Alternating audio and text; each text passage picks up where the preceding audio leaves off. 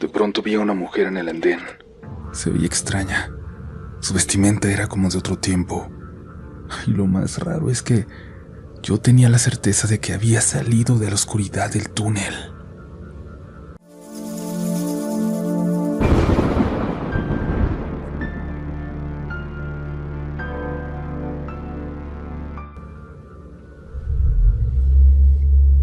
Muy buenas noches, comunidad. Es un gusto poder estar con ustedes esta noche y de verdad espero encontrarles bien, de buen humor, y si ese no es el caso, que se pierdan un poquito en las siguientes historias. Recuerden que el terror siempre es un buen pretexto para escapar, aunque sea por un momento, de los problemas de allá afuera. Tenemos historias muy distintas entre sí el día de hoy, así que creo que hay un poco para todos. Y estoy seguro que este será uno de esos episodios que se quedará con ustedes al terminar. Quizás hasta en sus sueños. Apaguen la luz y déjense llevar. Ya comienza Relatos de la Noche.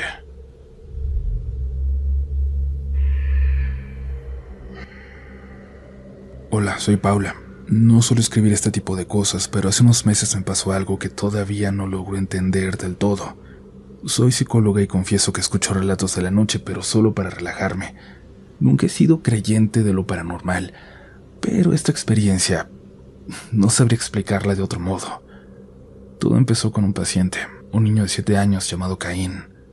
Sus padres lo habían llevado a terapia porque tenía problemas para socializar. Era reservado, callado, y a veces parecía vivir en su propio mundo. Pero cada vez le costaba más, cada vez era más serio. Los pocos amigos que tenía los había perdido. Durante las primeras semanas apenas hablaba. Se sentaba, dibujaba algo, y si le hacía una pregunta me respondía con una palabra o dos, pero poco a poco fuimos avanzando. Logró contarme sobre su escuela, sus compañeros, sus juguetes, y aunque sus padres decían que en casa seguía siendo callado, conmigo empezó a soltarse. Un día, cuando se acercó a despedirse como hacía después de cada terapia, me dijo algo que me pareció muy tierno, sin imaginar lo que vendría después. «No puedo dormir», me dijo bajito. Le pregunté si tenía pesadillas o si escuchaba ruidos en la noche. «No», contestó, «solo no puedo dormir, y no me gusta porque siempre estoy cansado». Le prometí que trabajaríamos en eso la siguiente semana, que íbamos a hacer algunos ejercicios para que pudiera descansar mejor y rendir más en la escuela. Me acuerdo que se fue feliz despidiéndose con una sonrisa y casi estoy segura que fue la primera vez que lo vi sonreír. Me animó mucho. Esa noche llegué a casa de buenas y me metí a bañar. Le dije a mi esposo que había sido un buen día, que encargáramos algo rico para cenar y viéramos una película. Y él se puso en eso mientras yo tomaba una larga ducha para relajarme. Entre el ruido del agua escuché que alguien tocó el timbre, allá afuera, en la reja del jardín. Luego escuché la voz de mi esposo saludar a lo lejos. «Buenas noches». Hubo una pausa. «Sí, buenas noches». Volvió a decirlo, como si hablara con alguien que no le contestaba. No pensé nada raro ni me preocupé. Seguí bañándome. Cuando salí le pregunté quién era.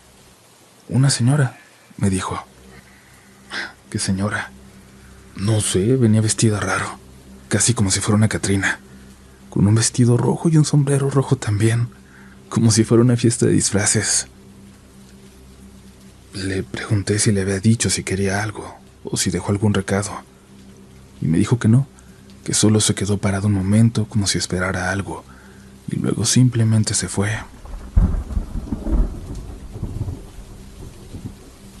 Yo no le di nada de importancia, creo que solo me reí, porque de hecho mi esposo me lo contó sonriendo. Un rato después llegó a la cena que habíamos pedido y nos olvidamos del asunto.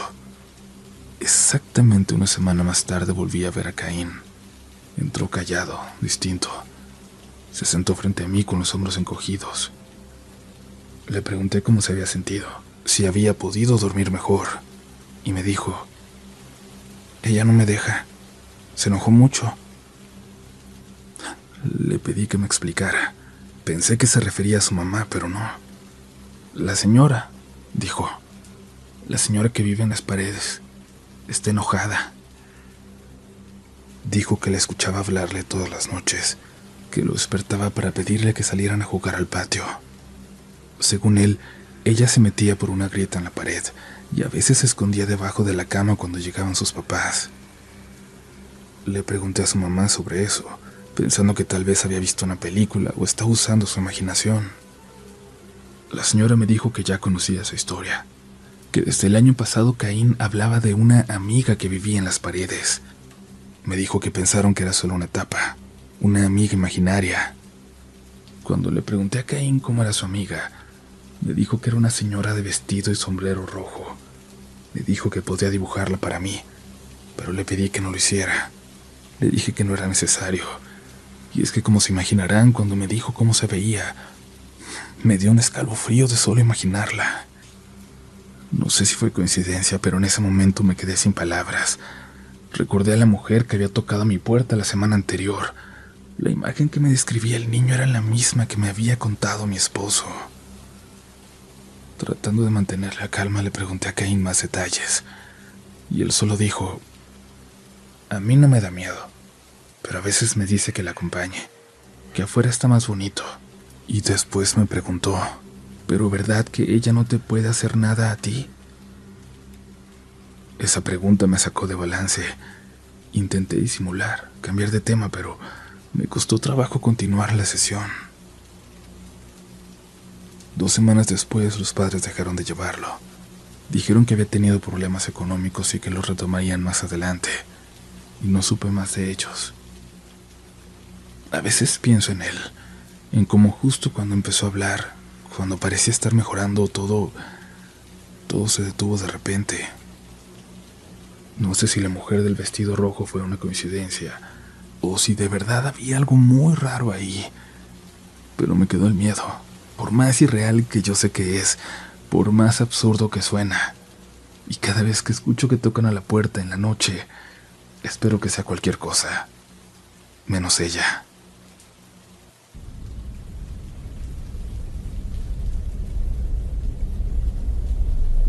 Me llamo Isla, vivo en San Pedro Xalostok, en Ecatepec, y trabajo en una oficina en el centro de la Ciudad de México. Llevo años haciendo el mismo recorrido todos los días. Salgo de mi casa cuando todavía está oscuro, tomo la combi hasta Indios Verdes y de ahí el metro. Entre semana mi vida es eso: el ruido del tráfico, el olor a gasolina, a grasa quemándose, la fila eterna para subir al transporte, la multitud que parece despertar toda al mismo tiempo. Quienes viajamos así sabemos que el metro es otra ciudad, una que empieza a moverse antes del amanecer. Hay gente que ya va medio dormida, otros desayunando de pie, otros con la cabeza recargada en el vidrio tratando de recuperar unos minutos de sueño. Yo suelo quedarme callada con los audífonos puestos, escuchando música o algún podcast, para hacer más llevadero el trayecto tan largo. Esa mañana fue igual que todas, o al menos empezó igual. Hacía frío, un frío raro, seco, como si fuera más temprano de lo que era. A veces en esas horas uno siente que el aire del norte baja por el cerro y se mete hasta los huesos. Literal, se sienten los huesos. No crean que lo digo por decir. Yo llevaba una bufanda y las manos adentro del abrigo. Ya estaba parada cerca del borde del andén, esperando el convoy.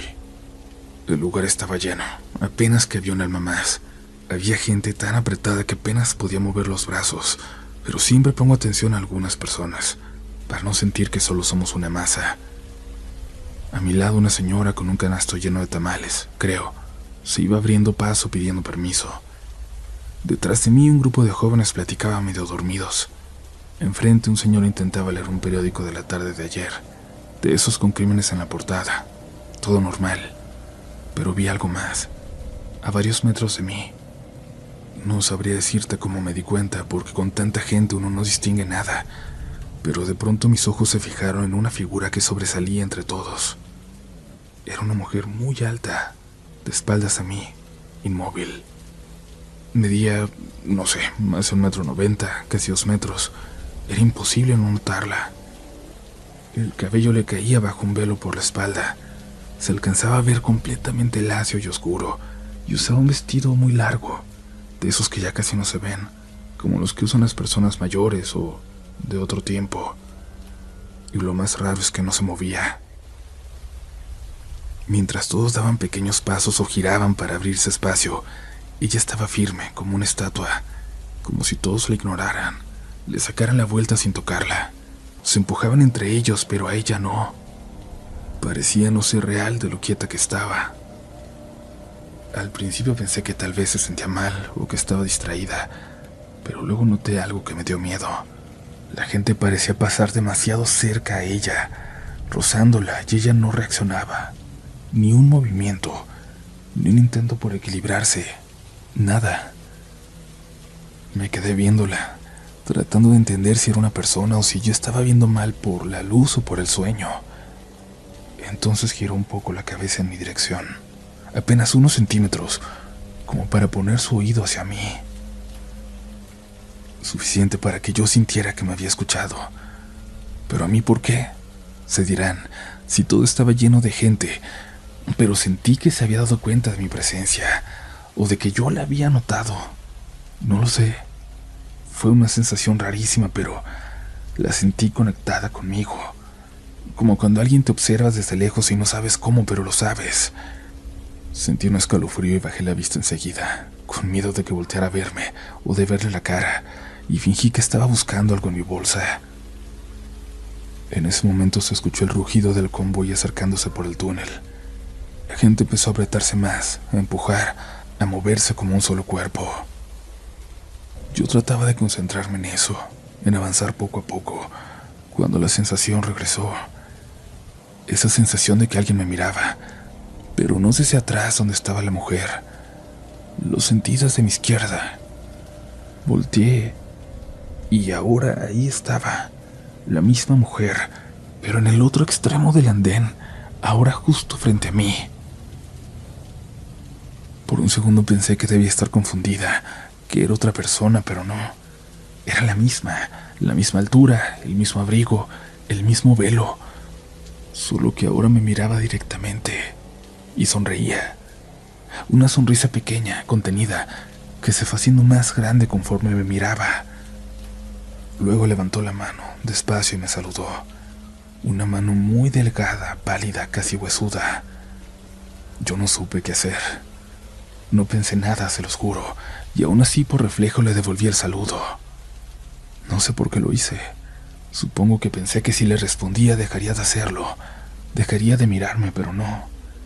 Esa sonrisa se volvió más amplia, más feliz de que yo la viera, y entonces empecé a notar que había algo raro en ella, como si no encajara en el resto del lugar.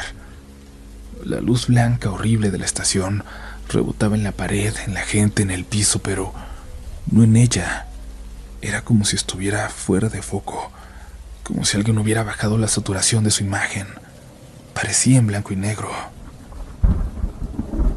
Y mientras la veía empezó a mover la mano con la que me saludaba, señalando hacia mi lado derecho, hacia la orilla del andén. Lo hacía riéndose pero sin sonido, una carcajada muda. Yo seguí la dirección de su mano y miré hacia allá. Apenas lo hice, escuché los gritos. Un golpe seco como de cuerpo contra metal, el rechinar de los frenos, el eco del túnel. Alguien se había caído a las vías, o la habían empujado, o se había aventado. No lo supe en ese momento. La multitud empezó a gritar, a hacer señas al conductor del metro para que frenara. Un muchacho se lanzó sin pensarlo para ayudar a la señora que estaba tendida sobre las vías. Alcancé a ver cómo el convoy frenó unos metros de ellos. Las luces parpadearon. El aire se llenó de olor a freno quemado y de los gritos de la gente. La señora ahí abajo gritaba de dolor. Tenía la pierna completamente torcida y la sangre se extendía por el suelo de las vías. Algunos intentaban ayudar, otros solo miraban paralizados. Y yo entre todo ese caos regresé la vista a la mujer del velo, pero ya no estaba allí. No recuerdo bien cómo salí de la estación, solo que caminé sin detenerme con las manos heladas y las piernas temblando. Afuera hacía más frío que nunca. Revisé cuánto dinero traía.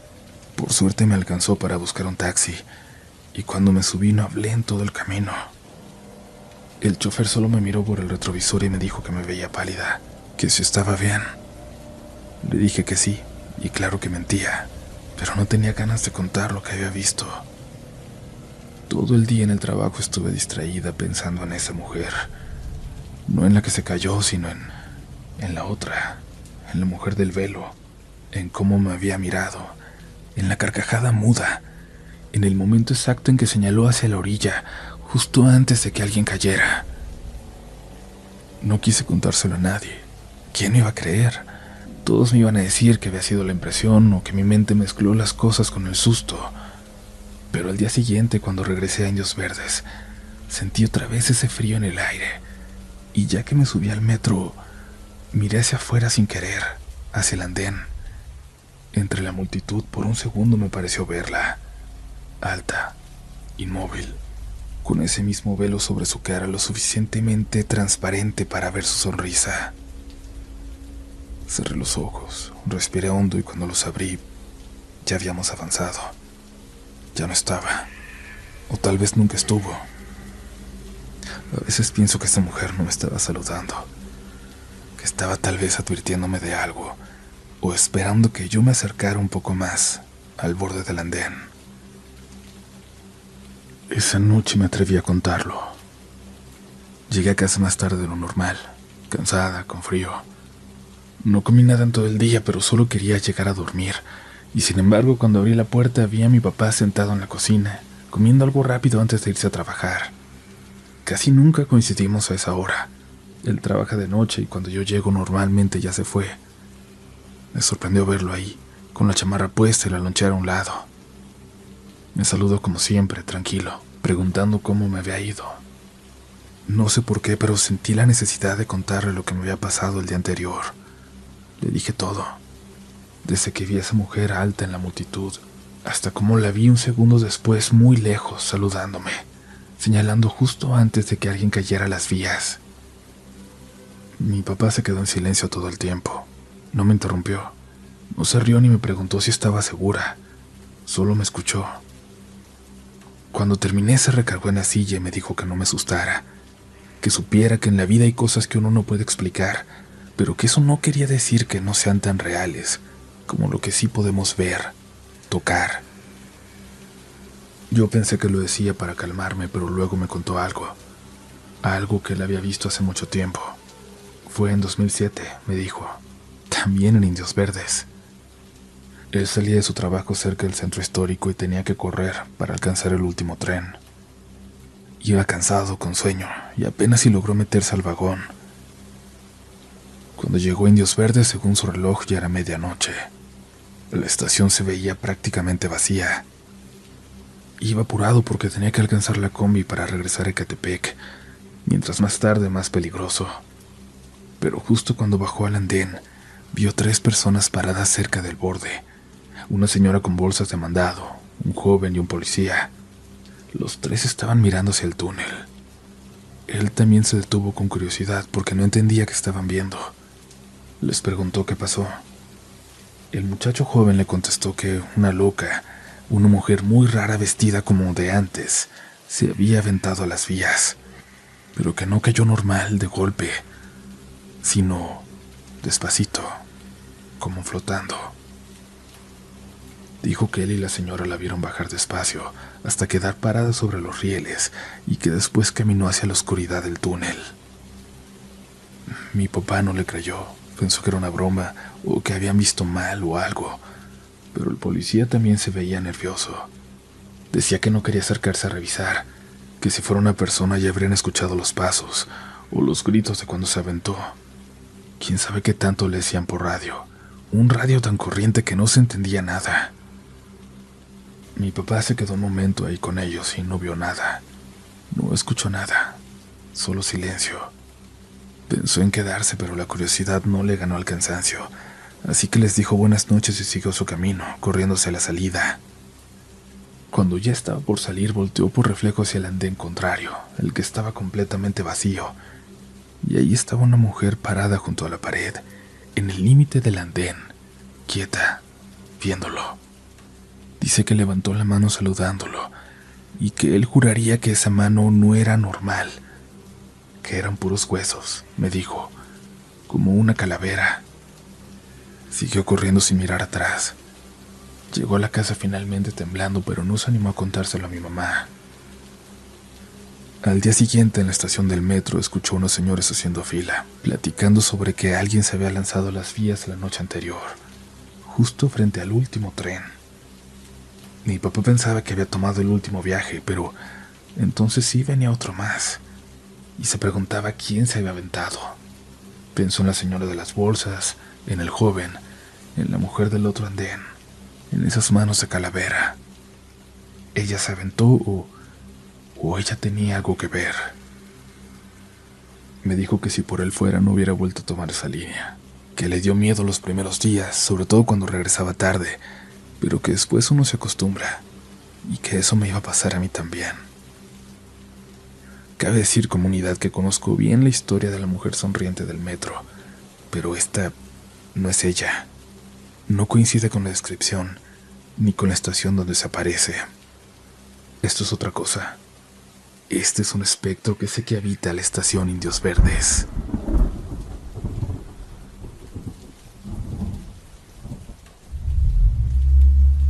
Gracias por continuar por aquí, comunidad, y un saludo a toda la gente que usa el metro, en especial la estación Indios Verdes. Antes de pasar a la siguiente historia, les pido que se suscriban si no lo han hecho, que chequen que su suscripción esté activa, que sus notificaciones estén activadas para que sean los primeros en llegar y no se pierdan ningún episodio. Recuerden seguirnos también en nuestras redes sociales, sobre todo Instagram y TikTok, donde estamos como @rdlnoficial y como nombre tenemos Relatos de la Noche, nada más. Porque hay muchas cuentas piratas, como también aquí en YouTube, tantas que nos toma tiempo poder reportarlas todas, pero llegaremos. Por lo pronto no dejen de seguir las oficiales y recuerden que en la descripción están todos los enlaces que necesitan para ser parte de la comunidad. Continuamos.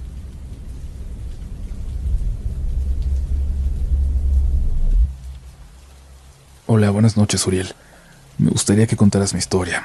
Solo te pido que cambies los nombres de las personas porque aún me llevo con ellos. Mi nombre déjalo. Soy Abraham. Soy de Yucatán, de un pueblito del oriente cerca de la ciudad de Tizimín, conocida como la Ciudad de los Reyes. Hace unas semanas en mi pueblo llovió con una fuerza extraña. El cielo se veía como a punto de caerse. Esa tarde, como de costumbre, planeábamos ir al rancho. Mis amigos Julián y Mateo siempre me acompañan. Aquel viernes, después de llegar a la universidad, almorcé y los llamé. Eran las 4 de la tarde cuando salimos rumbo al rancho. Llevábamos un rifle y una lámpara vieja. El aire olía a tierra mojada, pero había algo más. Un olor agrio, como de animal muerto. Al llegar metimos los animalitos al corral, les dimos agua y alimento y pasamos al área de las abejas. El zumbido era débil, apagado, como si hasta los insectos sintieran que algo no estaba bien. El tiempo se nos fue rápido, y antes de darnos cuenta el cielo ya era una mancha gris sin forma. En Yucatán oscurece temprano, pero esa noche pareció caer de golpe.